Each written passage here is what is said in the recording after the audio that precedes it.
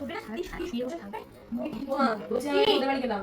সারাদিন শুধু এখানে ওদের তুই করতে পারিস, কিছু করতে পারিস না, যা যেখানে দেখ সারাদিন কাজ করে করে এই যে মেয়ে হয়েছে একটা আমার ধনন্তরী অসভ্য মেয়ে, সারাদিন বাড়িতে বসে ফোন দেখবে, এটা কিচ্ছু করে না মেয়েটা, অসভ্য মেয়ে। হ্যালো দাদা, হ্যাঁ আপনি সোজা এসে একটা পিঙ্ক কালারের বাড়ি দেখবেন, ওই বাড়িটার সামনে এসে নক হে, করবেন। তুই আবার বাইরের খাবার অর্ডার দিয়েছিস?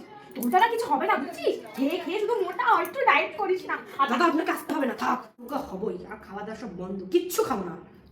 কি রে, সহজে কিছু খেয়েছিস? বেলা 11টা বাজে যায়। না ডায়েটে আছি আমি, এখন আমি রোগা হবো। ইন্টারনেটেই ফাস্টিং করছো? না খেয়ে খেয়ে তুই মরবি, মর। আমি হসপিটালে নিয়ে যেতে পারবো না তোকে, তুই থাক। তুই হসপিটালে ভর্তি হতে হলে আমি যাবো না দেখতে, হসপিটালে ভর্তি করে আমি চলে আসবো, তুই থাক তোর ডায়েট। হ্যাঁ হ্যাঁ, তুমি এভাবে ঘুরেই বেড়াও সারাদিন, কাজ নেই তো তোমার আর। দেখো পাশের বাড়ির মেয়েটাকে, কি ভালো মেয়ে, আমার কপালে এরকম একটা যুদ্ধটা কেন কে জানে বাবা, বুঝি না। ও মা কেউ শোনো না, কি হচ্ছে কি হচ্ছে? এই জানো পাশের বাড়ির মেয়েটা না পালিয়ে গেছে, তুমি বলছিলে না ওর মতো হতে। তুই কি চাস জীবনে? হ্যাঁ, জীবন ধ্বংস করতে চাস? পালিয়ে বিয়ে করতে চাস তুই? কর কর, আমার মনে বলতে বাবা, আমি কি করব? কি বললাম? বাবা, একটা ভালো মেয়ের সাথে আজকে তোর বাবা সুখ, দাঁড়া বাবা জানুক, তোর বাবা সব বন্ধ, ইয়ে দিয়ে দাও, দাঁড়া। কি বললাম আমি? আরে আমি পুরোটা বলেছি নাকি?